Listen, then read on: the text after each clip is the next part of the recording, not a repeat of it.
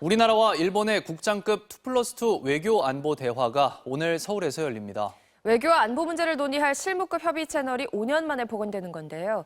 최근 북한이 핵미사일 도발 수위를 높이고 있는 상황에서 실효성 있는 대응 방안이 논의될지 주목됩니다. 정동욱 기자입니다.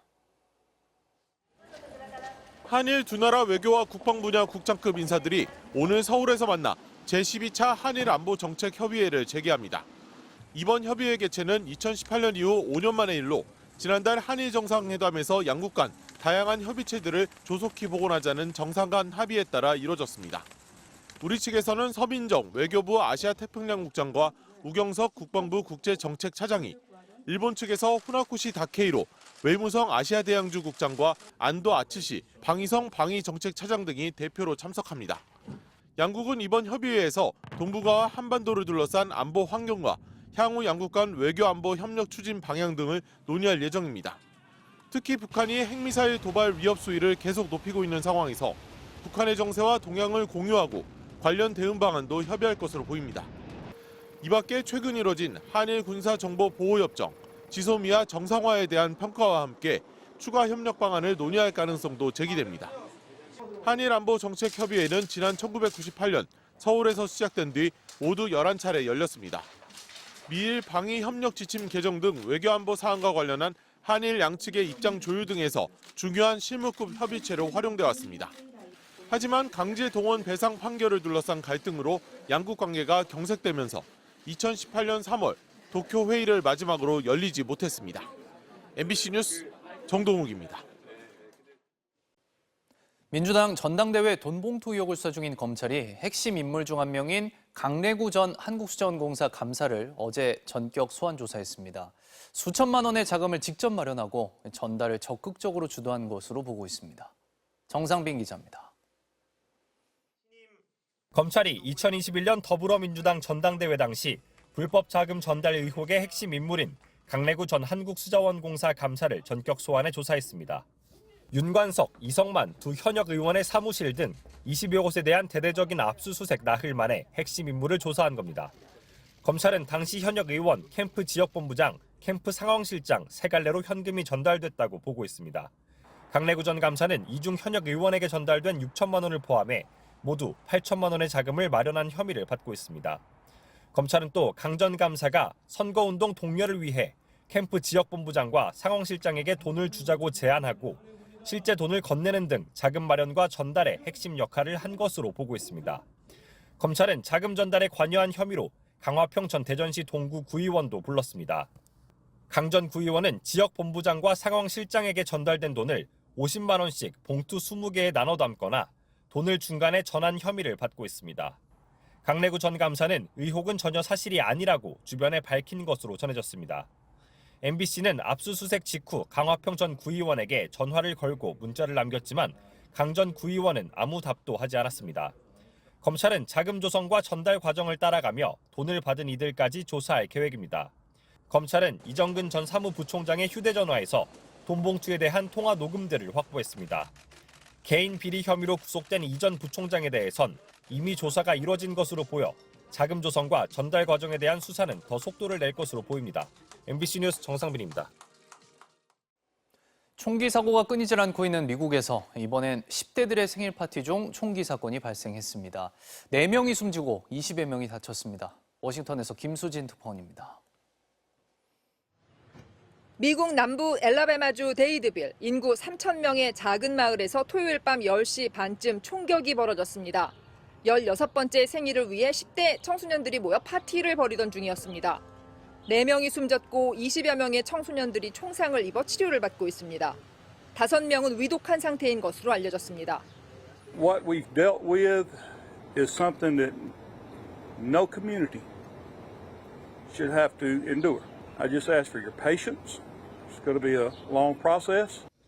누가 총격을 가했는지, 사고 발생 경위와 사망자들의 신원은 조사 중이라는 이유로 공개되지 않았습니다. From what I understand, had somebody in there that had a gun. Somehow walked in with a gun and just opened up fire. 바이든 대통령은 성명을 내고 아이들이 두려움 없이 생일 파티에 참석할 수 없는 상황에서 국가는 무엇을 하고 있냐며 공격무기 판매를 제한하는 총기 규제 법안을 통과시킬 것을 의회에 촉구했습니다. 미국 총기폭력 기록 보관소에 따르면 숨진 피해자가 4명이 넘는 총기 난사 사건은 올해 들어 149건 발생했습니다. 하루 평균 1.5건에 달합니다. 워싱턴에서 MBC 뉴스 김수진입니다. 지난 주말 북한 경비정이 서해 북방 한계선을 침범했다가 우리 해군의 경고 사격을 받고 돌아갔습니다. 불법 조업하던 중국 어선을 쫓다가 북방 한계선을 넘은 것으로 보입니다. 장인수 기자입니다. 합동참모본부는 그제 오전 11시경 북한 경비정 한 척이 서해 백령도 북동쪽 북방 한계선을 침범해 내려왔다고 밝혔습니다. 작전 절차에 따라 해군 고속정이 곧바로 접근해 북방 한계선을 넘었으니 돌아가라고 10여 차례 경고 통신을 보냈지만 북한 경비정은 아무런 응답을 하지 않았다고 합참은 설명했습니다. 우리 군이 경고 사격으로 40mm 기관총 10여 발을 쏘자 북한 경비정은 그제서야 방향을 바꿔 북쪽으로 돌아갔습니다. 북한 경비정은 약 10분간 북방 한계선 남쪽 1.8km 지점까지 침범했다고 합참은 설명했습니다.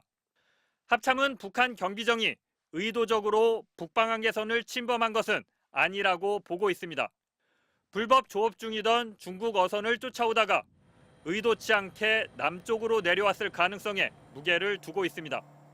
합참 관계자는 북한 경비정이 의도적으로 침범할 때는 직선으로 내려오거나 기동 형태가 다른데 이번에는 갈지자로 내려오면서 중국 어선을 쫓는 모습이었다고 말했습니다. 그런데 북한 경비정이 물러간 뒤 우리 군의 고속정이 중국 어선과 부딪혔습니다. 이 사고로 승조원 3명이 타박상을 입어 군 병원으로 이송돼 치료를 받고 있습니다. 당시 해상에 안개가 자욱해 미처 피하지 못했다고 합참은 설명했습니다. MBC 뉴스 장희수입니다. 네, 주말 동안 황사가 기승을 부렸습니다. 지금은 많이 옅어졌는데요. 아직도 수도권과 충남 지방을 중심으로는 황사 먼지가 남아 있습니다. 현재 미세먼지 농도를 보시면 서울이 95, 하남이 102, 천안도 94 마이크로그램 안팎으로 나쁨 수준을 보이고 있습니다. 오후부터는 남풍이 불면서 모두 해소되겠습니다. 낮에는 더 포근해지겠습니다. 오늘 낮 최고 기온 서울이 18도, 광주 23도로 어제보다 2도에서 5도가량 높겠습니다.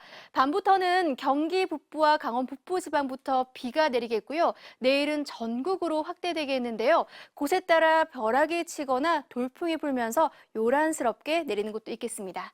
오늘은 아침까지 내륙 지방에서 안개가 짙게 끼는 곳이 있겠습니다. 또 서리가 내리거나 물이 오는 곳도 있겠습니다.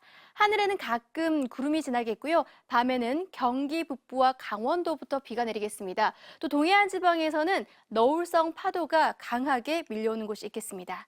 현재 기온 보시면 서울이 7.2도, 대전 5.7도, 대구 6.8도로 어제보다 1도에서 6도가량 낮아 쌀쌀한데요. 한낮 기온은 크게 오르겠습니다. 서울이 18도, 대전 21도, 전주 22도, 대구 21도로 어제보다 높겠습니다.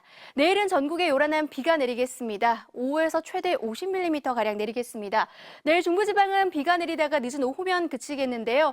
남부지방은 모레 낮까지도 이어질 것으로 보이고요. 또 모레는 마치 초여름이 된 것처럼 기온이 크게 오를 전망입니다. 날씨였습니다.